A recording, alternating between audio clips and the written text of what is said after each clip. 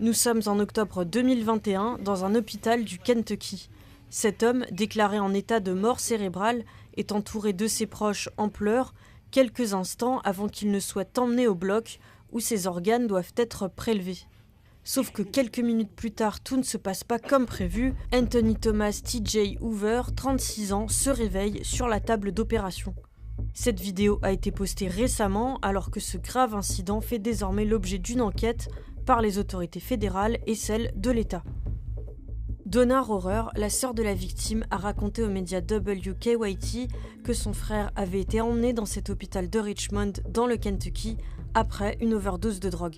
Sur place, les médecins le déclarent en état de mort cérébrale.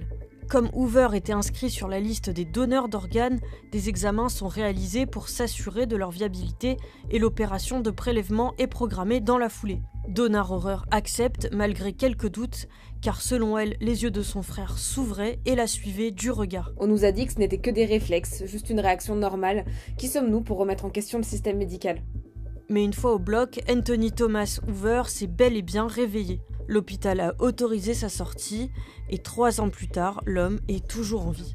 Sa sœur est depuis devenue sa tutrice légale. T.J. Hoover souffre de troubles du langage et de la mémoire. Il a aussi des difficultés à marcher. Where you going? Okay. Ce n'est qu'en janvier que sa sœur a appris les détails de l'opération lorsqu'une ancienne employée de CODA, le Kentucky Organ Donor Affiliates, l'a contactée. Sur la table d'opération, son frère aurait commencé à se débattre et à pleurer, détaille la radio NPR. Les médecins ont alors décidé de tout arrêter. CODA a affirmé de son côté ne pas être impliqué dans les soins des patients, ne pas déclarer leur mort et ne recevoir l'autorisation de prélever les organes qu'après cette déclaration. L'hôpital assure de son côté dans un communiqué que la sécurité des patients est sa plus grande priorité. L'enquête devra déterminer les circonstances de l'incident. En France, le protocole de prélèvement d'organes est si précis et si strict qu'un tel cas ne pourrait pas survenir, insistent les spécialistes.